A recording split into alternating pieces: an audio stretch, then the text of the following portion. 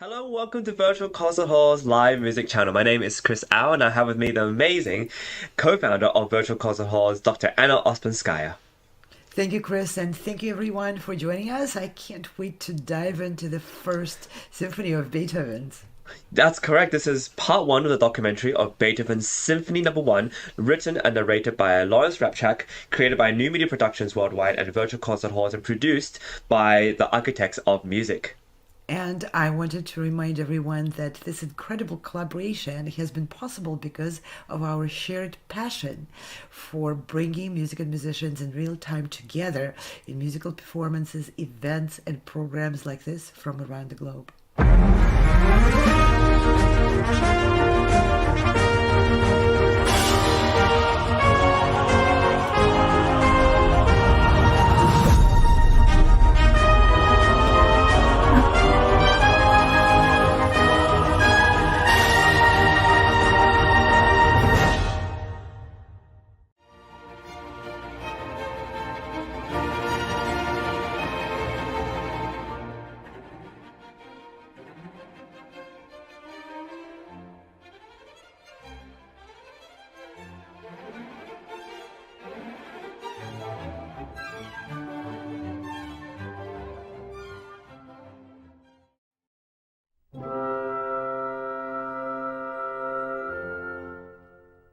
Beethoven arrived in Vienna in November 1792, not quite 22 years old. Mozart had died 11 months earlier, and Haydn had just returned from his first superstar residency in London. Vienna was the place to be for a young musician like Beethoven, who was known as a promising composer, but a pianist of the first rank, with a phenomenal talent for improvisation, creating musical fantasies on the spot as he played.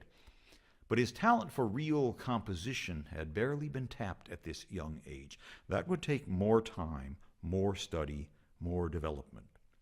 Beethoven, born in December of 1770 and raised in Bonn, Germany. His grandfather Ludwig was the local Kapellmeister, or music director, a powerful and influential man who died when Beethoven was only 3. Beethoven's father, Johann, also was a court musician, but fate seems to have skipped a generation in terms of real talent, since Johann was merely competent.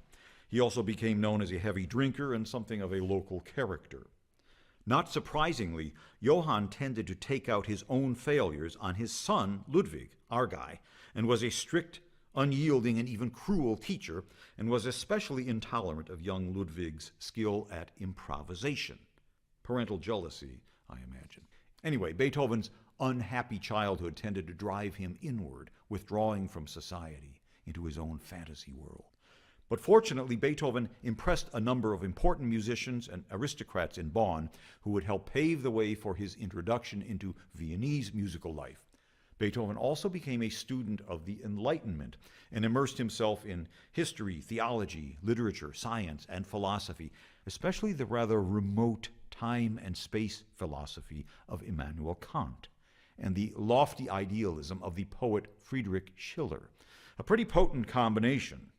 And from an early age, we find that Beethoven was drawn to Schiller's popular Masonic poem known as Ode die Freude, Ode to Joy, which he filed away for possible future use. Beethoven had little problem attracting financial support from wealthy patrons in Vienna, but the main reason he was there was to study composition with the master Franz Joseph Haydn, which he did for just over a year. It was a rather controversial, at times contentious relationship, and despite those who like to pile on Haydn and claim that Beethoven learned nothing from him, Haydn's influence on Beethoven was profound, especially, I feel, Haydn's great Symphony No. 102. Haydn's technique of motivic repetition to create drama and fortify the structure of the music surely impressed the young Beethoven.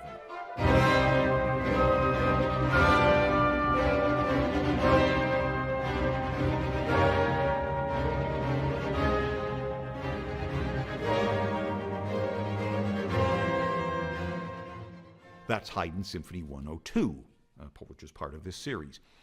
Haydn definitely helped guide the young Beethoven in marshaling his creative powers into music of cohesion, invention, and architectural proportion. And then there's this.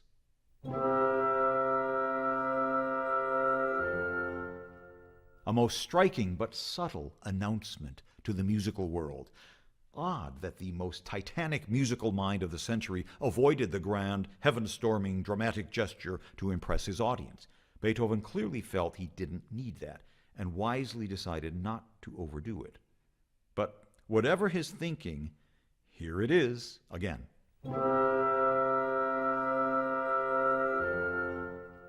The dawn of the new century, which fueled Beethoven's creative powers as he now shifted into high gear, producing piano sonatas, concerti, his first string quartets, his famous septet, and his first symphony, a form that every serious composer had to tackle.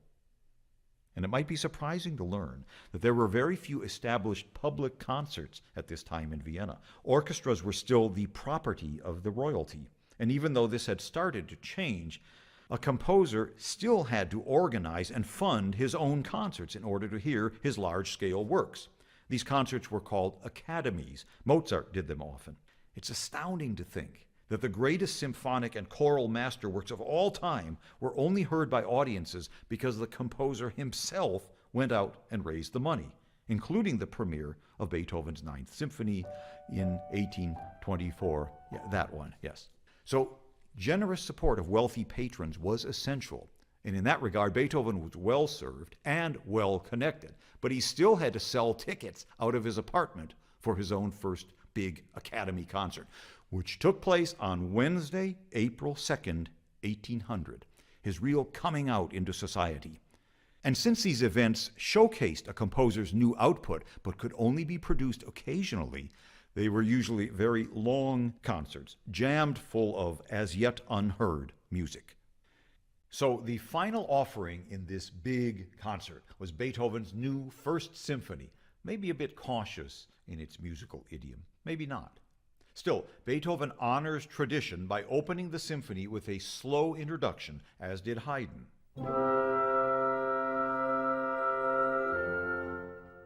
But to announce yourself to the musical world in such an understated, almost offhand way was remarkable, so unconventional, even a bit revolutionary. The audacity of those two chords is, I think, the first of many such features that we will encounter in Beethoven's symphonies. Since when does a work begin with an unresolved chord? A dominant chord. We call it dominant seventh because of this interval is 7 notes apart. And the dominant chord must lead to the tonic or the home key. It's that old polarity thing that must resolve. Dominant, tonic. And you always start with your tonic, your home key chord, not the unresolved dominant. When I demonstrated this with Rossini, there, that one, that chord, you certainly can't end with it. And you can't start out of the blue with it either. Certainly not in 1800. Yet, there it is.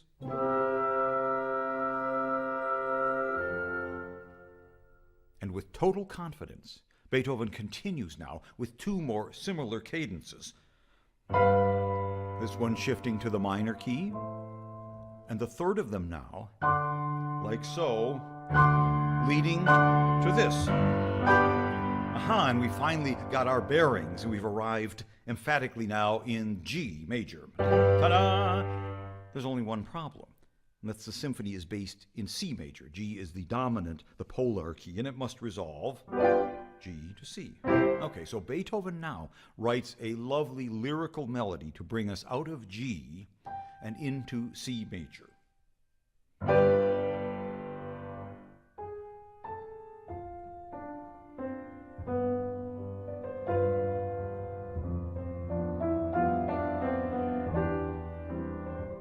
G is here.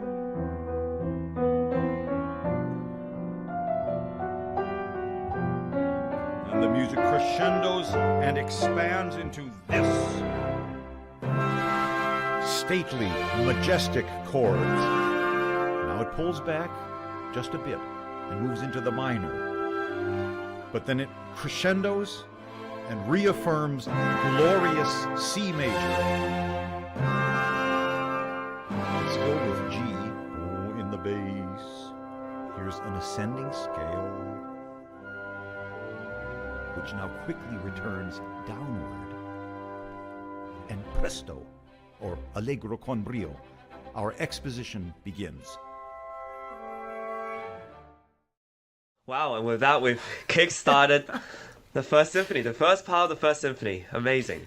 That's right, and I love how Lawrence Rapchak introduces us to the scene, to the background of where that symphony came from, and what was Beethoven's background. I mean, if you go to any study on Beethoven's biography, you have to read through pages and pages and pages and pages and pages and pages to get to the point where she went to Vienna.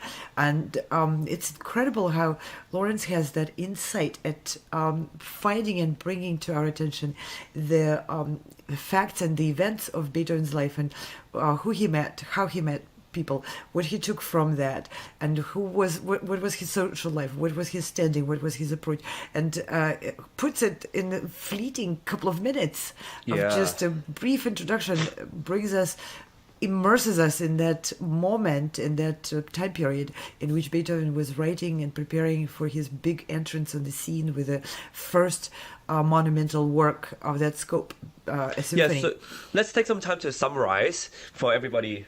So we have this grandfather, a Kapellmeister, so renowned, respected musician.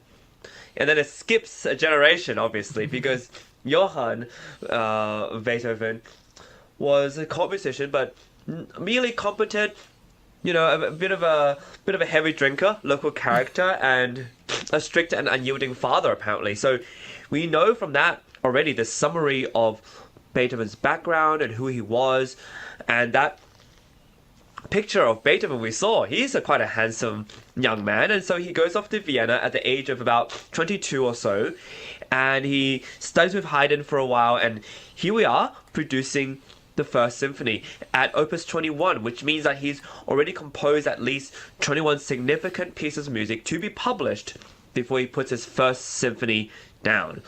The first stamp, That's right. He already composed large works, like large programmed works, like sonatas for piano and trios, and a lot of compositions already were published and out there before the symphony he even started considering and writing that symphony. And another interesting fact about Beethoven earning his reputation as an improviser.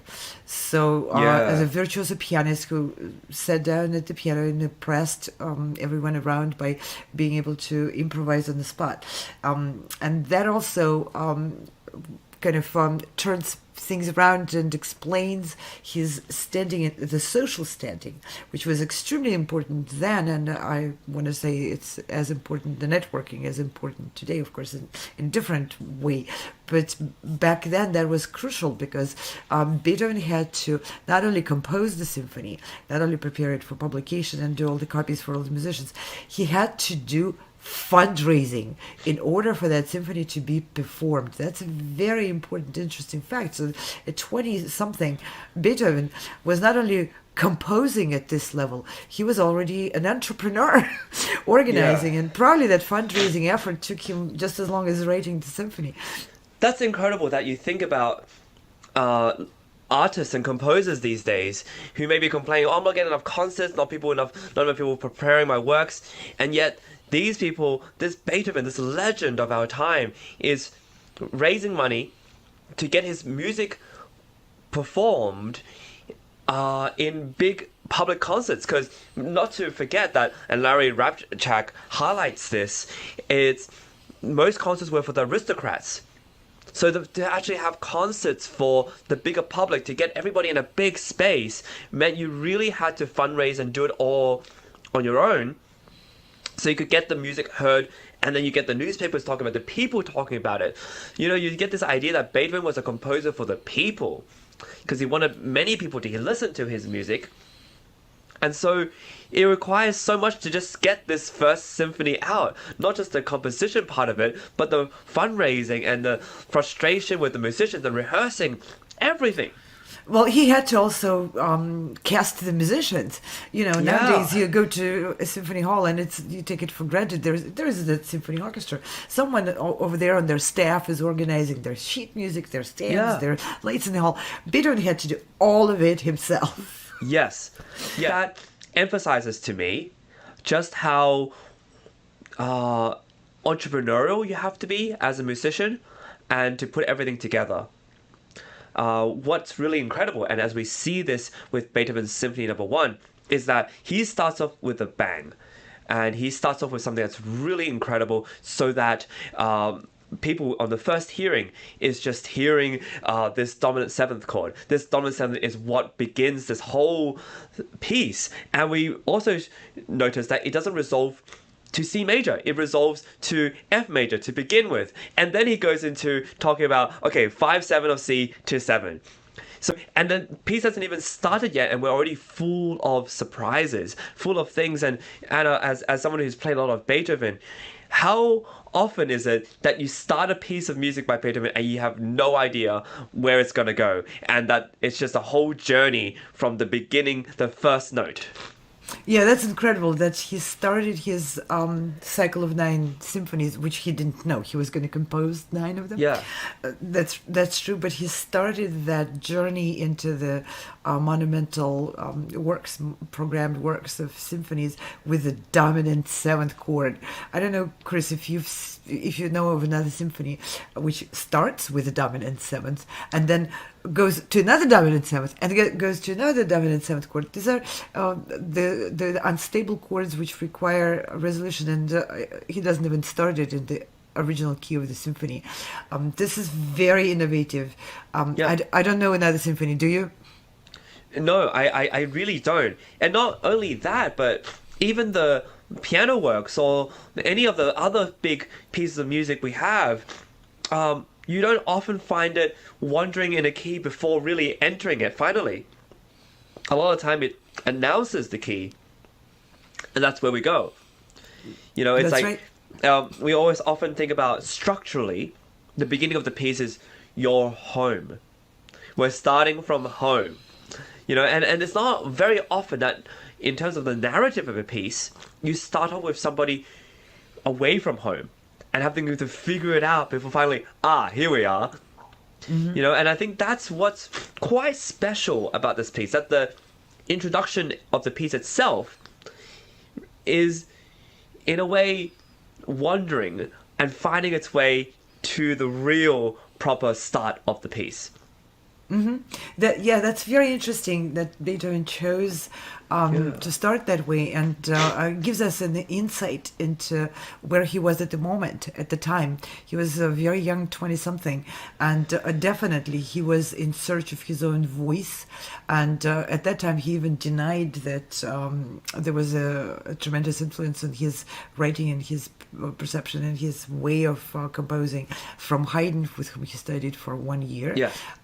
He was definitely trying to shed all the dependencies on previous geniuses, and trying to really establish his own standing in the genre, on the music scene, and as a composer of a unique statue.